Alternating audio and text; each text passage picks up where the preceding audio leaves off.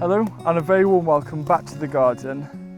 And seed saving is a subject that for many years I wrongly thought or presumed was a complicated skill. And my attitude has changed, which is just as well. And even though there are some complex parts to the skill, as you get with any skill, it is really easy to get started. And in today's video, hopefully, I'm going to give you everything you need to know to get started saving your own seeds in the garden. I think it's really important that when you start a new skill, you have some solid reasons as to why you want to learn that skill. Otherwise, it's all too easy to give up. And for me, I think when it comes to seed saving, there are three key reasons as to why I want to save seed from crops, which I can then grow for years to come.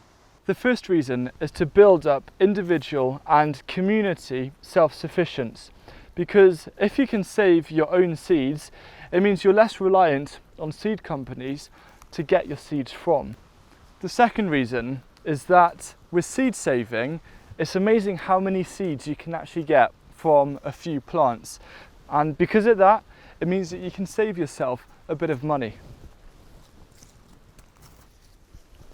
And the third reason is to help keep local seed varieties and heritage seed varieties alive, because a lot of seed companies aren't going to do that job.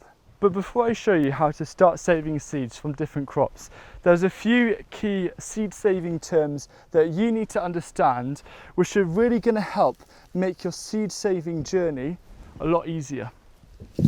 Cross-pollination is the transfer of pollen from one plant to another, usually with the help of a bee or a butterfly, or with another pollinating insect, for example a hoverfly. There are some crops that can cross-pollinate just with the help of the wind, for example sweet corn. A variety that is open-pollinated means it must cross-pollinate with another plant of the exact same variety for it to produce viable seeds that are going to grow true to type. For example, this Boltardi beetroot, if this was to flower, must cross-pollinate with another Boltardi beetroot to produce good seeds. But if this Boltardi beetroot was to cross-pollinate with a different beetroot variety, then the seeds that you save are not going to grow true to type, and they're going to have different characteristics. Self-pollination is a transfer of pollen from the anther to the stigma, usually on the same flower. So for this tomato, which is self-pollinating, the only thing I need to do is give it a shake, and it's going to move the pollen within the flower to a different part of the flower, and now it has been pollinated. A hybrid variety is a variety where it has two different parents that have been carefully cross-pollinated to produce seeds that are going to grow to a specific characteristic. And these Sungold tomatoes are a hybrid variety, which means if I save these seeds and try to grow them again next year, I'm going to have a mix of different characteristics from the two parents that this variety has come from, which means these seeds aren't going to grow true to type. When it comes to seed saving, you want to avoid hybrid varieties at all costs and just stick to open pollinated, heirloom and heritage varieties. And something that you can quickly do is an internet search with the variety, and it will tell you whether it's open pollinated or a hybrid. Or if you have a seed packet, it might have the letter and number F1 after the variety name, which means it's a hybrid. Heritage varieties, or heirlooms, are open pollinated varieties that have been around for years and have usually been passed down generation to generation. Now many are pretty rare. For example, this is a district nurse climbing bean, which is why it's so important that we have things such as a heritage seed library to keep them alive.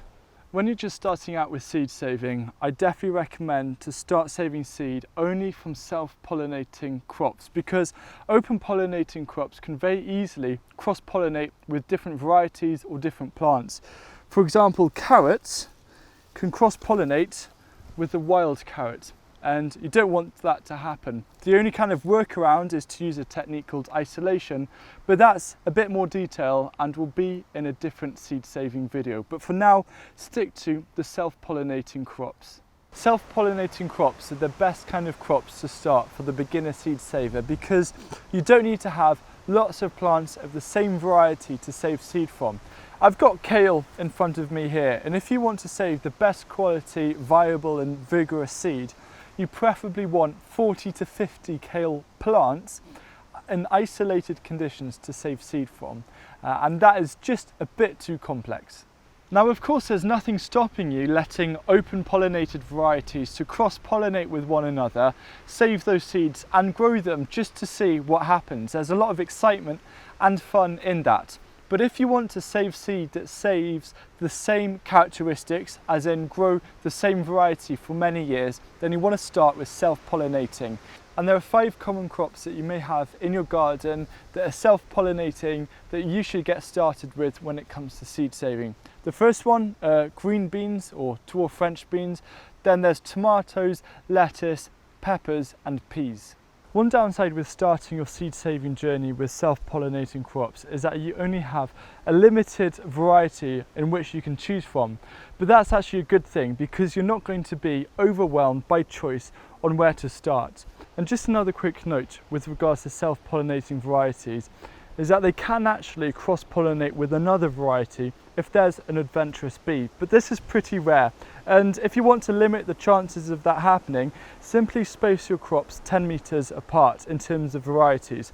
So this pea variety here is further than 10 meters apart or 30 foot from a different pea variety, just to lessen the likelihood. But for the home grower, I really wouldn't worry about this, and if you do want to be slightly careful, simply put the different varieties at different ends of the garden and you'll be good to go. I'm now going to show you how to save seed from 3 self-pollinating crops, which are peas, lettuce and tomatoes, as well as how to store potatoes and garlic to plant for next year's crops. The thing I love about seed saving is you can get so many seeds from a small space, and we're going to start with what is arguably the easiest crop to save seed from. So last year I was given a packet of 20 seeds of a Llanover pea variety, a heritage variety, and I grew them, and by the end of the summer, last summer, I'd saved over 700 seeds from those initial 20. And if I was to grow these 700 seeds and I got the same crop, within 2 years I would have been able to save 24,000 pea seeds, which is just insane, but hopefully that puts it into perspective with just how productive seed saving can be. To save pea seeds, rather than harvesting all of the pods off the plants, let some of them dry and crisp up, and then take them out of the pods and put them into a container. And now place these peas on a plate or something similar like that, and place this plate on a windowsill and let them dry for around 1 to 2 weeks until they've really crisped up. And then finally put these into an envelope and store them in a cool, dry place and sow them within 3 years. You can use the exact same method for your dwarf French green beans as you used for saving pea seeds, and you can even try do it with your runner beans. They run more of a risk of cross-pollinating, but it's really easy to do and I highly recommend it. Lettuce is another really easy crop that you can save seed from. All you need to do is let it run to seed or bolt, and then it's going to create lots of tiny yellow flowers, and then these are going to dry off and turn brown. When they're brown, collect these seed heads and put them into a container, and then rub them with your fingers to separate the seeds, store these in an envelope, and you've got lettuce seeds. It's as simple as that. Saving tomato seeds takes a little more time, but it's a really fun process. So what you want to do is to select some of your best tomatoes, and you want to then slice them in half as shown, and scoop out the pulp and the seeds and place these in a glass jar. And then for every 1 part seed pulp, you want to add 4 parts water, and then place this jar on a sunny windowsill for a couple of days and stir it twice a day.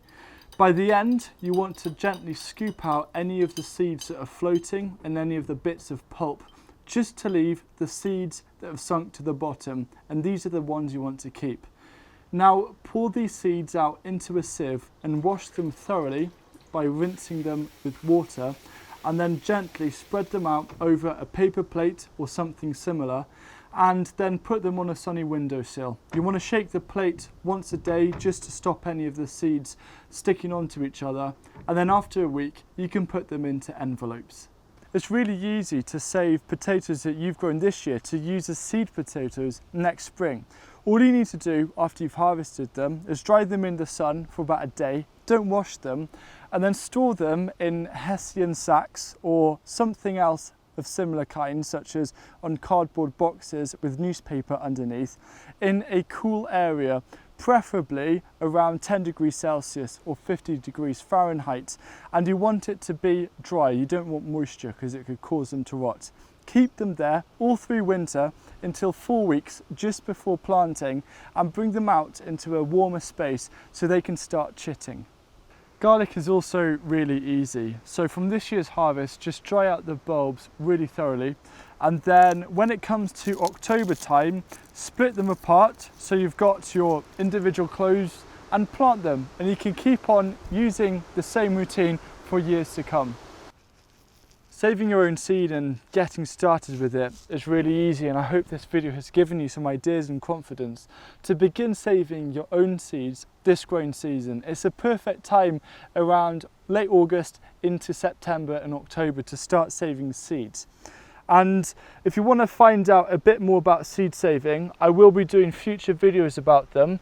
But on my Patreon, I'm doing a video about 7 top seed saving tips. So 7 tips are really going to help with seed saving. So if you can't wait for future videos, then check out that. And I look forward to seeing you again soon.